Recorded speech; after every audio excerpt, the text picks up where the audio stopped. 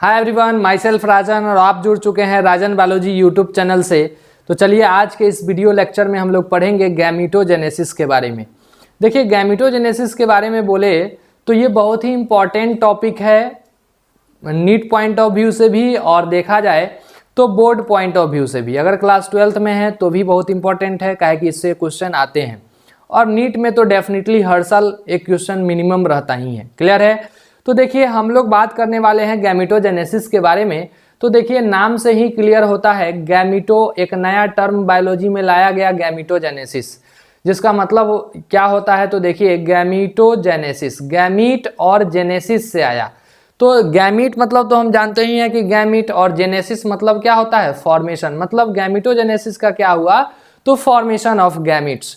तो गैमीटोजेनेसिस जितने भी सेक्सुअली रिप्रोड्यूसिंग ऑर्गेनिज्म हैं उनमें गैमीट बनता है। क्लियर? लेकिन अभी जो हम लोग पढ़ने वाले हैं वो ह्यूमन में पढ़ने वाले हैं कि ह्यूमन में गैमीटोजेनेसिस कैसे होता है। तो देखिए ह्यूमन में गैमीटोजेनेसिस की अगर बात करते हैं तो ह्यूमन के अंदर गैमीटोजेनेसिस दो अलग अलग प्रोसेस में होता है। एक जो है स्पर्मेटोजेनेसिस और दूसरा जो है वो oogenesis। देखिए स्पर्मेटोजेनेसिस क्या होता है कि ये मेल में गैमीटोजेनेसिस का प्रोसेस है, दूसरा है oogenesis, ये फीमेल में गैमीटोजेनेसिस का प्रोसेस है। तो एक एक करके हम लोग दोनों के बारे में पढ़ेंगे। तो सबसे पहले हम लोग स्टार्ट करते हैं स्पर्मेटोजेनेसिस के बारे में। देखिए स्पर्मेटोजेनेसिस नाम से ही क्लियर है, स्पर्मेटो स्पर्म और जेनेसिस से आया हुआ है, तो इसमें फॉर्मेशन ऑफ स्पर्म कहने का मतलब हुआ। क्लियर है? तो स्पर्मेटोजेनेसिस में फॉर्मेशन ऑफ स्पर्म, स्पर्म क्या होता है भाई, तो ये ह्यूमन के अंदर मेल गैमीट को हम लोग क्या बोलते हैं, मेल गैमीट को हम लोग बोलते हैं स्पर्म। क्लियर? अब हम लोग बात करते हैं भाई ये स्पर्म या फिर स्पर्मेटोजेनेसिस किधर बनता है या फिर किधर होता है। तो साइट ऑफ स्पर्मेटोजेनेसिस की बात करें तो ये सेमनीफेरस ट्यूब्यूल के अंदर बनता है। ये सेमनीफेरस ट्यूब्यूल कहाँ होता है सर, तो सेमनीफेरस ट्यूब्यूल की अगर बात करते हैं हम तो ये सेमनीफेरस ट्यूब्यूल टेस्टिस के अंदर आता है। टेस्टिस के अंदर सेमनीफेरस ट्यूब्यूल पाया जाता है और वहां पे स्पर्मेटोजेनेसिस बोले तो स्पर्म का फॉर्मेशन होता है। अब हम लोग बात करते हैं स्पर्मेटोजेनेसिस जो है वो मेल के अंदर कब स्टार्ट होता है, किस एज में स्टार्ट होता है। तो approx 13 to 14 year of age में जो है वो सेक्सुअल मैच्योरिटी मेल के अंदर आ जाता है। मतलब स्पर्मेटोजेनेसिस 13 से 14 साल के उम्र में स्टार्ट हो जाता है। ठीक है ना? तो स्पर्मेटोजेनेसिस कब स्टार्ट हो जाता है भाई, 13 to 14 ईयर ऑफ एज में। अब हम लोग बात करेंगे कि भाई स्पर्मेटोजेनेसिस जो है वो कितने स्टेप्स में कंप्लीट होते हैं। तो दो अलग अलग स्टेप में कंप्लीट होता है। तो सबसे पहला क्या है, formation of haploid circular spermatid. Haploid circular spermatid कहने का मतलब क्या हुआ कि जो यहाँ पे पहला स्टेप है उसमें क्या होता है कि हैप्लॉइड सेल्स बनते हैं, और हैप्लॉइड मतलब कि सिंगल सेट ऑफ क्रोमोसोम वाले स्पर्मेटिड सबसे पहले बनेगा। स्पर्मेटिड कैसा होता है, तो सिंगल सर्कुलर सेल होता है। ठीक है ना, इस तरह का। उसके बाद हम लोग बात करेंगे दूसरा क्या होगा, तो formation of haploid spermatozoa from spermatid. मतलब जो स्पर्मेटिड था, ये जो स्पर्मेटिड था इसी से क्या बनेगा, तो इसी से बनेगा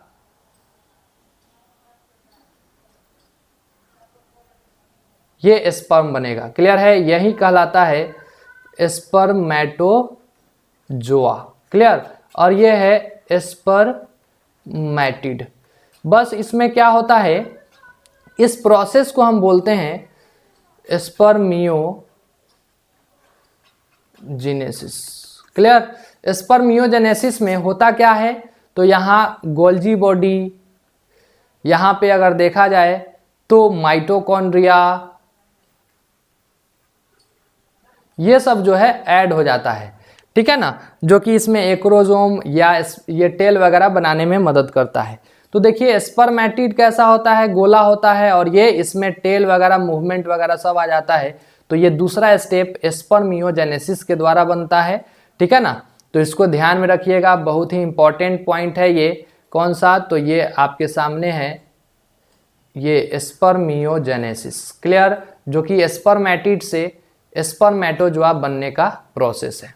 अब हम लोग आगे बढ़ते हैं तो देखेंगे क्या कि भाई हार्मोन्स कौन कौन से चाहिए स्पर्मेटोजेनेसिस के लिए। तो हार्मोन की अगर बात करते हैं हम, तो यहाँ पे दो तरह के हार्मोन चाहिए। कौन कौन सा? एक तो ABP मतलब एंडोजेन बाइंडिंग प्रोटीन। क्लियर है? एंडोजेन बाइंडिंग प्रोटीन का काम क्या होगा? तो ये एंड्रोजेन को बाइंड करके रखने में मदद करता है, मतलब एंड्रोजेन को मेंटेन करा के रखता है टेस्टिस के अंदर, ताकि स्पर्मेटोजेनेसिस प्रॉपर ढंग से हो सके। मतलब प्रॉपर स्पर्मेटोजेनेसिस के लिए ये क्या होता है? रेस्पॉन्सिबल होता है। ये एंड्रोजेन को बाइंड करके रखता है। अब एंड्रोजेन कहने का मतलब क्या हुआ? तो मेल सेक्स हार्मोन को हम लोग एंड्रोजेन कहेंगे यहाँ पे, कहे कि स्पर्मेटोजेनेसिस है। सेक्स हार्मोन कौन सा होता है? तो टेस्टोस्टेरोन होता है। टेस्टोस्टेरोन को ही हम लोग एंड्रोजेन बोलते हैं। मतलब ABP करता क्या है कि ये टेस्टोस्टेरोन को बाइंड करके रखता है ताकि प्रॉपर स्पर्मेटोजेनेसिस हो सके। कहां पे? सेमनीफेरस टिब्यूल के अंदर। अब हम लोग बात करते हैं कि भाई स्पर्मेटोजेनेसिस जो है वो कितने स्टेप्स में कंप्लीट होता है या कितने फेज में कंप्लीट होता है? तो 3 अलग अलग फेज में कंप्लीट होता है। वो फेज कौन कौन सा है? तो सबसे पहला मल्टीप्लिकेशन फेज।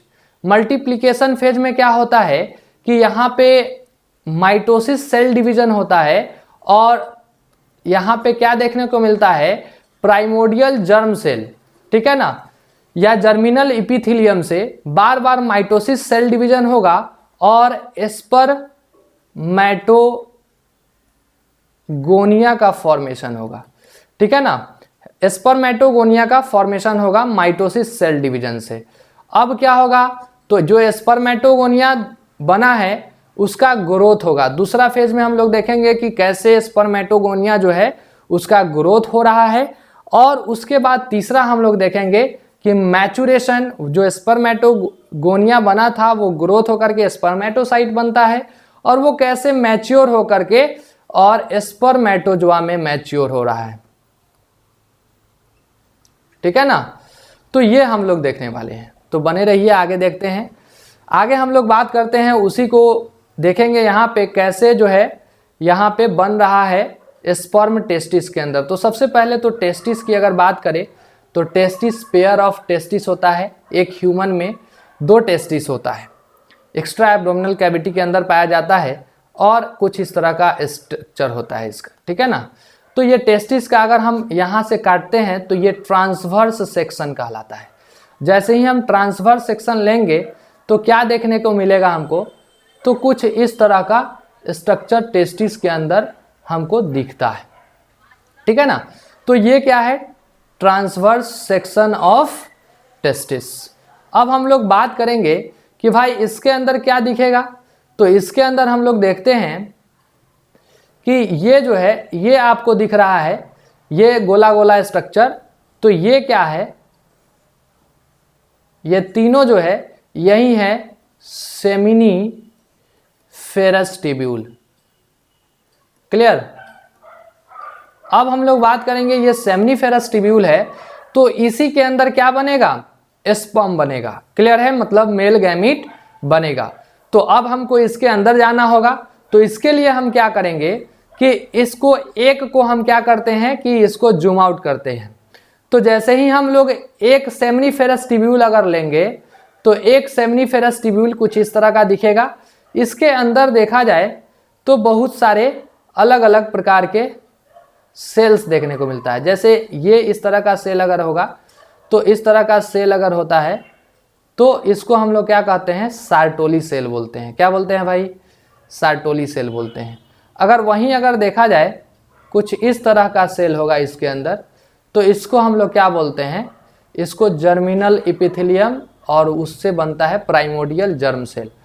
अब इसके अंदर हम लोग देखेंगे कि भाई कैसे जो है वो स्पर्म बन रहा है। तो देखिए ये सार्टोली सेल था, ये सार्टोली सेल था। तो अब हम लोग बात करेंगे क्या कि ये है सार्टोली सेल। क्लियर? उसके बाद हम लोग बात करते हैं ये क्या है? तो ये है प्राइमोडियल जर्म सेल, ठीक है ना। इसी में बार बार माइटोसिस डिवीजन होगा जिसके कारण इस सेमनीफेरस ट्यूब्यूल के अंदर बहुत सारे क्या देखने को मिलता है, बहुत सारे स्पर्मेटोगोनिया देखने को मिलेगा। अब इस स्पर्मेटोगोनिया से कैसे स्पर्मेटोजोआ बनेगा इसको हम लोग देखते हैं। क्लियर है ना। तो अब हम लोग देखेंगे कि कैसे जो है स्पर्मेटोगोनिया बनता है। तो देखिए सबसे पहले हमको देखना होगा कि ये जो है ये आपको उसका थोड़ा सा हम लोग सेमनीफेरस ट्यूब्यूल को ट्रांसवर्स सेक्शंस में काट लिए। उसके बाद हमको ये तो सार्टोली सेल दिखा था, यही सेल जो है न्यूट्रिशन प्रोवाइड करता है, और ये हमको दिखा था प्राइमोर्डियल जर्म सेल। क्लियर। तो यहाँ पे बार बार माइटोसिस सेल डिवीजन होने के कारण यहाँ पे क्या बन जाएगा, तो ये बन जाएगा स्पर्मेटोगोनिया। क्लियर। अब ये स्पर्मेटोगोनिया जो है माइटोसिस से बना है, इसलिए 2n होगा, मतलब डिप्लॉयड होगा। इसके अंदर क्रोमोसोम अगर देखा जाए तो 44 प्लस XY होगा। ठीक है। अब हम लोग बात करते हैं नेक्स्ट, तो इसके अंदर कैसे जो है वो यहाँ पे कैसे स्पर्मेटोजोआ बनता है उसके बारे में देखना है। तो अब जो है इसमें थोड़ा सा क्या होगा कि यहाँ फिर से माइटोसिस डिवीजन होगा, स्पर्मेटोगोनिया में माइटोसिस सेल डिवीजन होगा, जिससे क्या बनता है, तो दो प्रकार का यहाँ पे स्पर्मेटोगोनिया बना। एक ए टाइप बनता है और दूसरा बी टाइप बनता है। एक ए टाइप बना और दूसरा बी टाइप बना, जिसमें से हम लोग बात करेंगे कि बी टाइप जो है वो आगे फर्दर ग्रोथ में पार्टिसिपेट करता है। तो इस कारण से बहुत सारे यहाँ पे क्या होगा, बहुत सारे स्पर्मेटोगोनिया बनते चले जाएंगे। एक ए बनेगा, एक बी बनेगा, फिर ए वाला जो होगा वो क्या करेगा, फिर माइटोसिस सेल डिवीजन करेगा, फिर ए बनाएगा और फिर बी बनाएगा। क्लियर। तो अब क्या होगा, बी वाला ग्रोथ में पार्टिसिपेट करेगा, ए वाला मल्टीप्लिकेशन में पार्टिसिपेट करेगा। तो हम लोग एक बी वाले को देखते हैं आगे कैसे क्या होता है। तो बी वाला जो है वो जैसे ही ये प्रोसेस क्या कहलाता है, यही कहलाता है मल्टीप्लिकेशन फेज। क्या कहलाता है, multiplication phase. Clear. Multiplication phase. अब हम लोग बात करते हैं कि इसमें जैसे ही अब आगे ग्रोथ होगा तो ये जो स्पर्मेटोगोनिया बी था वो क्या होगा, वो थोड़ा सा साइज में बड़ा होगा।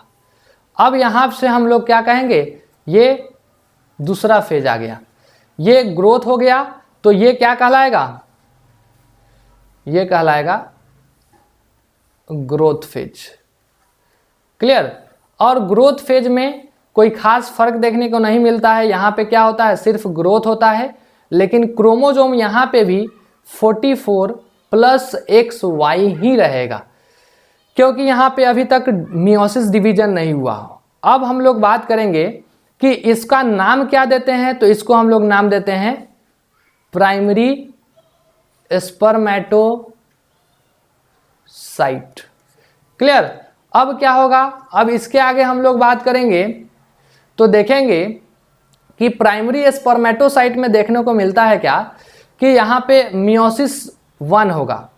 एक सेकेंड, यहाँ पे क्या मिलेगा, यहाँ पे क्या होता है, तो यहाँ पे मियोसिस 1 देखने को मिलता है। मियोसिस 1 होगा, जिसमें हम लोग देखते क्या हैं कि एक जो है यहाँ पे 2 सेल बनेंगे, और मियोसिस 1 चूंकि रिडक्शनल डिवीजन कहलाता है, जिसके कारण अब जो है इसमें क्रोमोसोम कितना हो जाएगा, 22 प्लस X, और एक में होगा 22 प्लस Y। अब क्या हो गया, हाफ हाफ सेट में बट गिर चुका है, मतलब ये क्रोमोसोम डबल सेट था, अब ये सिंगल सेट में कन्वर्ट हो चुका है। मतलब यहाँ पे मियोसिस डिवीजन 1 होने के कारण ये हाफ हाफ सेट में कंप्लीट टूट चुका है। अब हम लोग बात करेंगे तो इसका नाम क्या कहते हैं, तो इसका नाम होता है सेकेंडरी स्पर्मेटोसाइट। और यहाँ से अगर देखा जाए तो तीसरा फेज जिसको हम बोलते हैं मैचुरेशन फेज। अब हम लोग बात करेंगे मैच्योरेशन फेज में, देखिए कैसे मैच्योर हो रहा है। तो सबसे पहले तो मियोसिस 1 हुआ, उसके बाद क्या होगा, इसमें फिर से नेक्स्ट क्या होगा कि इसमें देखने को मिलेगा, एक सेकेंड,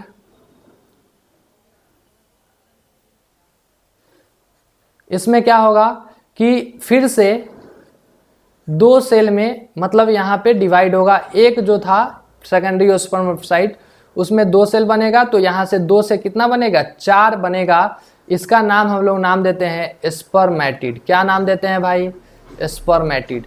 ये स्पर्मेटिड जो है वो क्या होगा, हैप्लॉइड होगा, काहे कि मियोसिस डिवीजन तो यहीं पे हो गया था, तो स्पर्मेटिड क्या होगा, हैप्लॉइड होगा। अब हम लोग बात करते हैं कि यहाँ पे क्रोमोसोम जो इसके अंदर था वही होगा, इसके अंदर अब चूंकि यहाँ पे कौन सा सेल डिवीजन हुआ रहता है, तो मियोसिस 2, ठीक है ना। मियोसिस 2 जो है एज इट इज माइटोसिस के जैसा होता है, तो जो इसके अंदर सेट क्रोमोसोम का रहेगा वही इसके अंदर आएगा। तो इसके अंदर कितना हो जाएगा, 22 + x, 22 + x, इसमें भी, इसमें क्या हो जाएगा, तो 22 + y, और इसमें भी क्या हो जाएगा, 22 + y, ठीक है ना। तो 2 y वाला हो गया और 2 x वाला हो गया। अब जो है ये स्पर्मेटिड बन चुका है। अब आगे के स्टेप में हम लोग देखेंगे क्या होता है कि यही इसी में स्पर्मियोजेनेसिस प्रोसेस होता है और 4 स्पर्मेटोजोआ बनता है। मतलब अब क्या होगा कि यहाँ पे गोल्जी बॉडी वगैरह आकर के, माइटोकॉन्ड्रिया आकर के इसमें अटैच हो जाएगा। अब ये क्या हो गया, कुछ इस तरह का, इसको हम लोग नाम देते हैं स्पर्मेटोजोआ।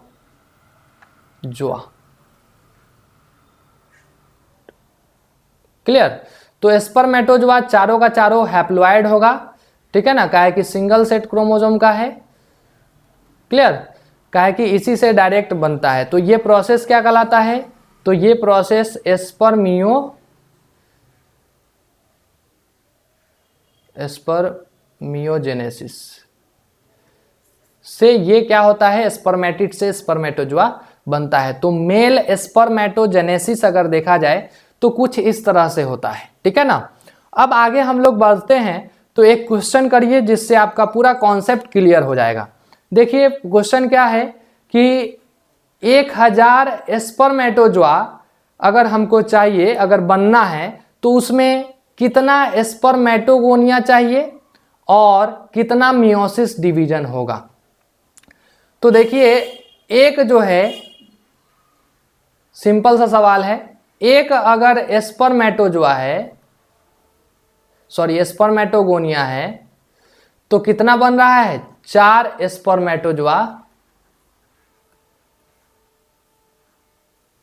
बन रहा है। क्लियर। देखिए पीछे ही यहां पे अगर देखा जाए तो एक स्पर्मेटोजोआ है, सॉरी एक स्पर्मेटोगोनिया है, तो वो कितना स्पर्मेटोजोआ बना रहा है, 4, 1 2 3 4, नहीं, तो बस वही चीज है, एक स्पर्मेटोगोनिया से कितना स्पर्मेटोजोआ बन रहा है, 4।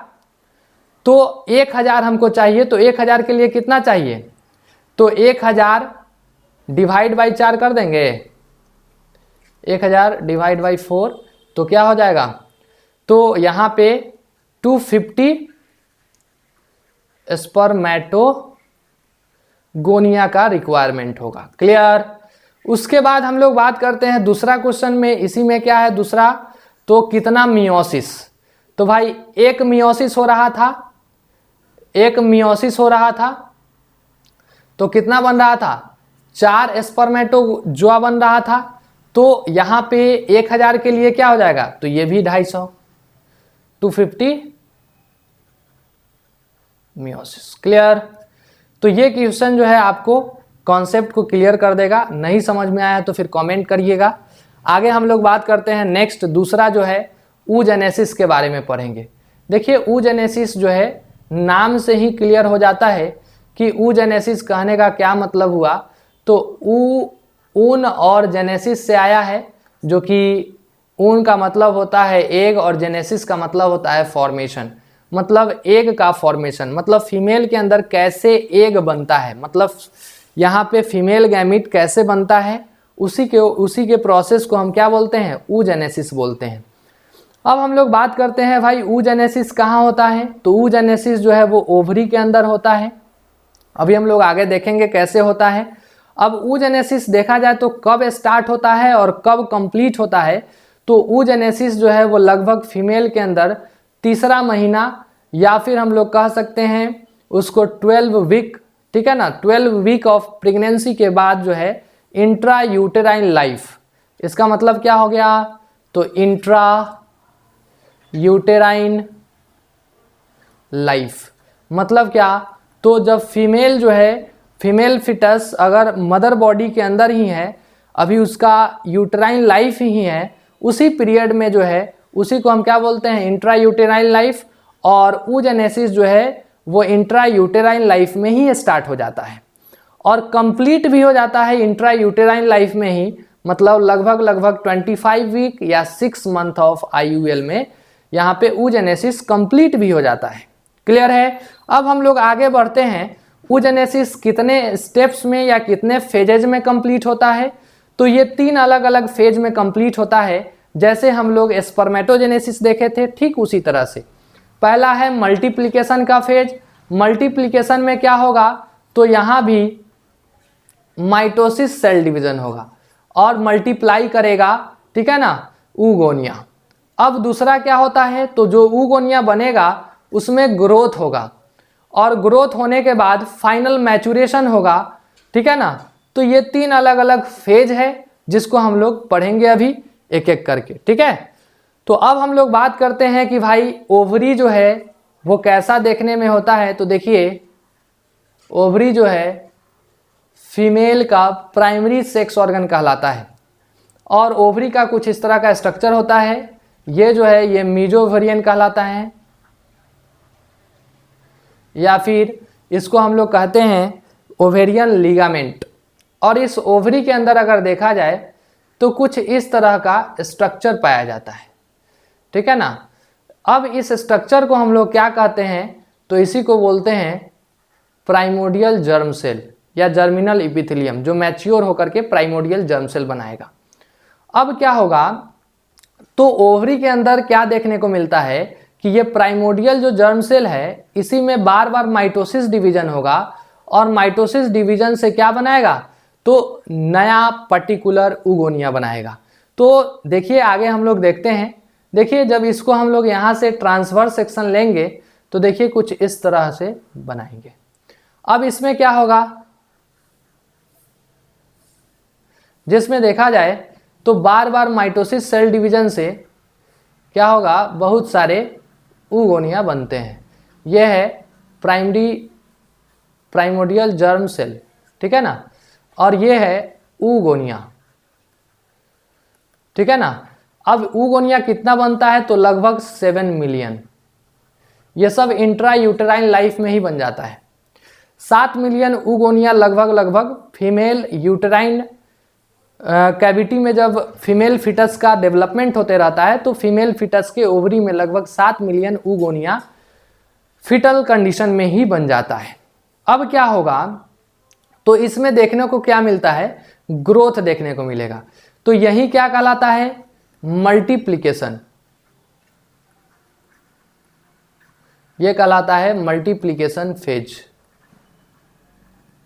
ठीक है ना। मल्टीप्लिकेशन फेज की अगर बात करें तो इसमें oogonia जो है वो बहुत सारा मल्टीप्लाई करता है, प्राइमोडियल जर्म सेल से माइटोसिस सेल डिवीजन के द्वारा बनता है। अब उसके बाद क्या होगा, तो दूसरा आता है कौन सा फेज, तो दूसरा आता है ग्रोथ फेज। तो ग्रोथ फेज के बारे में अगर देखा जाए तो कुछ इस तरह का होगा। यहाँ पे अगर देखा जाए तो जैसे ही ग्रोथ होगा, ठीक है ना, तो ये कहलाने लगेगा क्या, प्राइमरी oocyte। प्राइमरी oocyte जो है वो ग्रोथ के कारण हुआ है, तो यहाँ कोई डिवीजन नहीं हुआ है, इस कारण से इसका क्रोमोसोम का अगर संख्या देखा जाए तो कितना होगा, 44 + XX, का है कि फीमेल के अंदर है तो ये 44 + XX। अब क्या होगा, इस प्राइमरी oocyte में मियोसिस डिवीजन हो जाता है। इसको तो हम लोग क्या बोल देते हैं, इसको हम लोग ग्रोथ फेज बोलते हैं। क्या बोलते हैं भाई, ग्रोथ फेज बोलते हैं। ये भी इंट्रा यूटेराइन लाइफ में ही होता है, मल्टीप्लिकेशन भी इंट्रा यूटेराइन लाइफ में ही होता है। अब इसके बाद तीसरा फेज जो है वो कौन सा होता है, तो इसके बाद तीसरा फेज जो है वो पर्टिकुलर हम कहेंगे मैचुरेशन फेज होता है। मैचुरेशन फेज जो है ये जो है इंट्रा यूटेराइन लाइफ से लेकर के प्यूबर्टी तक का होता है, ठीक है ना। और इसीलिए इसको हम लोग लॉन्गेस्ट फेज बोलते हैं। ये तीनों में सबसे लॉन्गेस्ट फेज है। और वहीं अगर देखा जाए स्पर्मेटोजेनेसिस में तो ग्रोथ फेज जो है वो लॉन्गेस्ट फेज होता, वहाँ पे नहीं बता पाए हैं, लेकिन यहाँ पे समझ लीजिए कि स्पर्मेटोजेनेसिस में ग्रोथ फेज और oogenesis में मैचुरेशन फेज जो है वो लॉन्गेस्ट फेज होता है। अब हम लोग बात करते हैं यहाँ पे क्या होगा मैचुरेशन फेज में, तो मियोसिस डिवीजन होगा। और मियोसिस डिवीजन से 2 सेल बनेंगे, 2 हैप्लॉइड सेल बनेगा, ठीक है ना, जिसमें मियोसिस क्या कहलाता है, 1 कहलाता है। मियोसिस 1 तो स्टार्ट हो जाता है लेकिन अरेस्ट हो जाता है, अरेस्टेड इन प्रोफेज 1। प्रोफेज 1 के डिप्लोटीन स्टेज में यह क्या हो जाता है, अरेस्ट को हो जाता है। मतलब इसके आगे फिर से डिवीजन या फिर मैचुरेशन नहीं होता है, ठीक है ना। तो डिप्लोटीन स्टेज में अरेस्ट हो जाता है, इसीलिए इसको हम लोग क्या बोलते हैं, डिक्टियोटीन बोलते हैं, ठीक है ना। बहुत ही इंपॉर्टेंट क्वेश्चन पूछा जा चुका है, डिक्टियोटीन क्या है। तो जो प्राइमरी oocyte है वहीं अगर प्रोफेज 1 के डिप्लोटीन स्टेज में अगर अरेस्ट हो जाता है उसी को डिक्टियोटीन बोलते हैं। अब हम लोग बात करते हैं भाई कि जो मियोसिस 1 हुआ उससे क्या क्या बना। तो एक बनता है first polar body. Polar body जो है ये नॉन फंक्शनल होता है। फीमेल के अंदर क्या होता है, ये नॉन फंक्शनल। और दूसरा क्या कहलाता है, तो दूसरा कहलाता है सेकेंडरी oocyte। ये कैसा होता है, तो ये फंक्शनल होता है। अब हम लोग बात करेंगे कि यहाँ पे क्या होगा कि जब सेकेंडरी oocyte जो है, जब फीमेल के अंदर मेनार्क होता है, मेनार्क मतलब फर्स्ट मेंस्ट्रुअल साइकिल, मतलब जब प्यूबर्टी आ जाएगा, मतलब आफ्टर बर्थ, प्यूबर्टी के बाद अब यहाँ पे क्या होगा, ओव्यूलेशन होगा। ओव्यूलेशन होगा और ओव्यूलेशन अगर होता है और ओव्यूलेशन के बाद अगर मान लिए कि फर्टिलाइजेशन हो गया,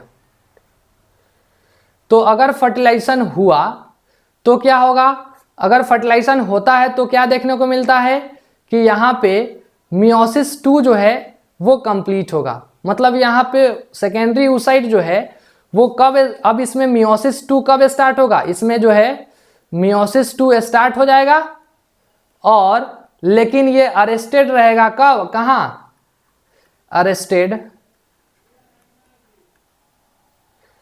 इन मेटाफेज,